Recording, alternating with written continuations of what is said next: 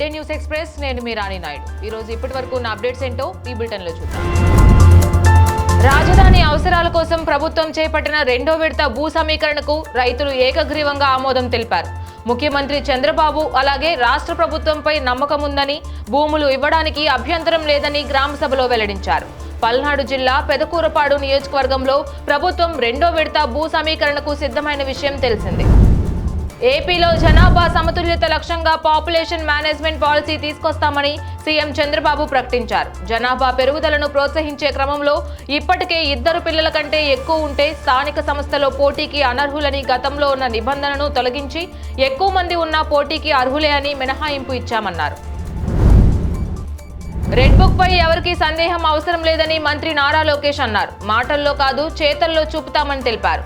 Party పిలుపు ఇచ్చిన అన్ని కార్యక్రమాలను సక్రమంగా అమలు చేయాలని పార్టీ శ్రేణులకు విజ్ఞప్తి చేశారు.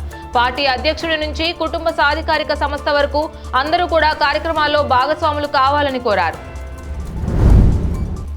పాకిస్తాన్లోని ఉగ్ర స్థావరాలపై మెరుపు దాడుల నేపథ్యంలో ఎలాంటి పరిస్థితులనైనా సమర్థంగా ఎదుర్కొందామని సీఎం రేవంత్ రెడ్డి పిలుపునిచ్చారు. ఆపరేషన్ సింధూర్, మాక్ డ్రిల్ అనంతర పరిస్థితులపై డిప్యూటీ సీఎం బట్టి విక్రమార్కలతో కలిసి సమీక్ష నిర్వహించారు. సైన్యానికి సంఘీభావంగా ఇవాళ సాయంత్రం సెక్రటేరియట్ నుంచి నెక్లెస్ రోడ్ వరకు నిర్వహించే ర్యాలీలో సీఎం రేవంత్ రెడ్డి సహా మంత్రులు పాల్గొనున్నారు. ములుగు జిల్లాలో మావోయిస్టులు అమర్చిన మందు పాత్ర పేలింది. ఈ ఘటనలో 3 పోలీసులు మృతి చెందారు. వెంకటాపురం మండల సరిహద్దు అటవీ ప్రాంతంలో మావోయిస్టుల కోసం కూంబింగ్ చేస్తుండగా ఈ ఘటన జరిగింది. అయితే ఈ విషయాన్ని ఇంకా అధికారిక వర్గాలు ధృవీకరించలేదు. గురువారం కూడా దాయాది సైన్యం కవ్వింపులు కొనసాగించింది. కూప్వారా, బారాముల్లా, ఉరి, అక్నూర్ సెక్టార్లలోని సరిహద్దు గ్రామాలపై పాక్ బలగాలు మోర్టార్ షెల్లింగ్, ఫైరింగ్ కు పాల్పడుతున్నాయి. ఈ కాల్పులను భారత సైన్యం తిప్పికొడుతోంది. నివాస ప్రాంతాలే లక్ష్యంగా పాక్ కాల్పులు జరుపుతోంది. దీంతో సరిహద్దు ప్రాంతాల ప్రజలు ఆందోళనకు గురవుతున్నారు. ఉత్తరాఖండ్లోని ఉత్తర కాశీ జిల్లా గంగాని వద్ద హెలికాప్టర్ కుప్పకూలింది. ఈ ఘటనలో 5 పర్యాటకులు మరణించారు. మరో 2కి తీవ్ర గాయాలయ్యాయి. క్షతగాత్రులను చికిత్స నిమిత్తం ఆసుపత్రికి తరలించారు. తన ఐపీఎల్ కెరీర్ పై చెన్నై కెప్టెన్ ఎంఎస్ ధోని ఆసక్తికర వ్యాఖ్యలు చేశారు.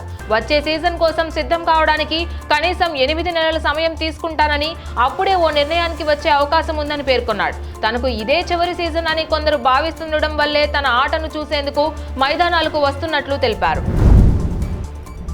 ఐపీఎల్ మ్యాచ్లతో ఎంజాయ్ చేస్తున్న అభిమానులకు team India star batter Rohit Sharma shocking news చెప్పారు. టెస్టు క్రికెట్ కు రిటైర్మెంట్ ప్రకటిస్తున్నట్లు వెల్లడించారు. వచ్చే నెలలో 5 టెస్టుల సిరీస్ కోసం టీమిండియా ఇంగ్లాండ్ పర్యటనకు వెళ్లనున్న వేళ హిట్ మ్యాన్ ఈ కీలక ప్రకటన చేశారు. దేశీయ మార్కెట్లు గురువారం కూడా ఫ్లాట్ గానే రోజును ప్రారంభించాయి. సెన్సెక్స్ 30 పాయింట్ల నష్టంతో 80,730 వద్ద ట్రేడ్ అవుతుండగా నిఫ్టీ 20 పాయింట్ల నష్టంతో 24,393 వద్ద కొనసాగుతోంది. డాలర్తో పోలిస్తే రూపాయి మారకపు విలువ 16 పైసలు పెరిగి 84.61 వద్ద కొనసాగుతోంది. ఇవి బులెటిన్ అప్డేట్స్. ఇక మరిన్ని అప్డేట్స్ కోసం keep watching Politicos media. Please subscribe to the channel and download the Politicos app from the links in the description.